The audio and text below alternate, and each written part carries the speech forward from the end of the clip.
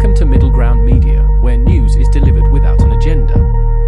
In today's coverage, Segment 1, pilots fall asleep mid-flight. A Batik Air flight in Indonesia narrowly avoided disaster when both pilots allegedly fell asleep during the journey from Kendari to Jakarta, carrying 153 passengers. The incident sheds light on the critical importance of ensuring pilot well-being and adequate rest, highlighting potential safety risks in aviation due to fatigue. The co-pilot, a father to 1-month-old twins, admitted his sleep was significantly disturbed, which contributed to the dangerous lapse in alertness.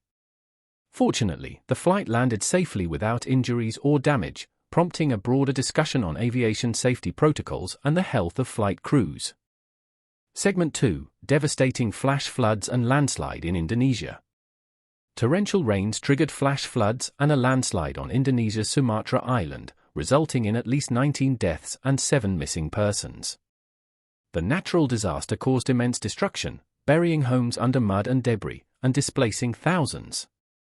The challenges faced by rescuers, such as power outages and inaccessible roads, underscore the severe impact of natural calamities and the urgent need for effective disaster management and resilient strategies to mitigate such tragedies.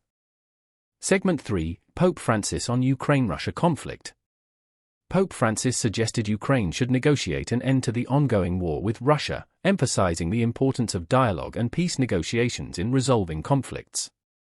His remarks come against the backdrop of escalating tensions and highlight the complex dynamics of international diplomacy and the difficult path towards achieving peace. The Pope's call for negotiations and his willingness to mediate reflect the Vatican's concern for global stability and humanitarian issues. Segment 4, mass kidnappings in Nigeria.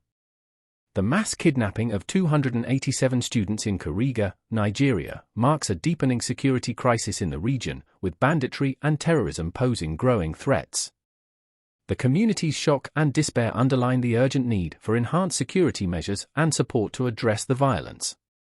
The situation highlights the challenges of ensuring safety and security in areas plagued by conflict and underscores the importance of international cooperation in tackling such crises. Segment 5, heat concerns for Paris Summer Olympics. The upcoming Summer Olympics in Paris face potential risks from brutal heat waves, raising concerns for the health and safety of athletes and spectators. With global warming increasing the likelihood of extreme temperatures, organizers are implementing cooling measures in the athletes' village, which lacks air conditioning.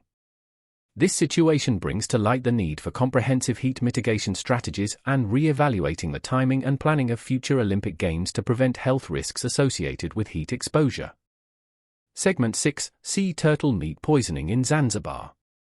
In Zanzibar, the consumption of sea turtle meat led to the deaths of 8 children and an adult, with dozens more hospitalized due to chelotoxism. Despite its status as a delicacy, this incident has prompted warnings against consuming sea turtles and highlighted the dangers associated with certain traditional foods.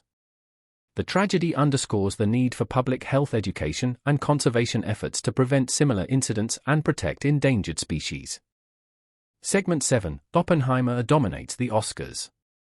Oppenheimer, Christopher Nolan's film about the father of the atomic bomb, won Best Picture at the 96th Academy Awards, among 6 other awards. The film's success not only solidifies Nolan's status as a leading filmmaker but also underscores the film industry's revival in the streaming era. Oppenheimer's critical and commercial achievements reflect its impact on contemporary cinema and its contribution to the renewed interest in theatrical moviegoing. Segment 8, Canada resumes UNRWA funding. Canada has resumed funding for the United Nations Relief and Works Agency, UNRWA, after a temporary pause due to allegations of staff involvement in attacks against Israel. The decision follows the UN's implementation of measures to address the allegations and improve oversight. This move highlights the challenges of delivering humanitarian aid in conflict zones and emphasizes the importance of maintaining neutrality and accountability in providing assistance to those in need. Thank you for tuning into Middle Ground Media.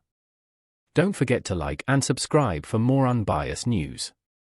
Join us again tomorrow for your daily dose of truth and clarity.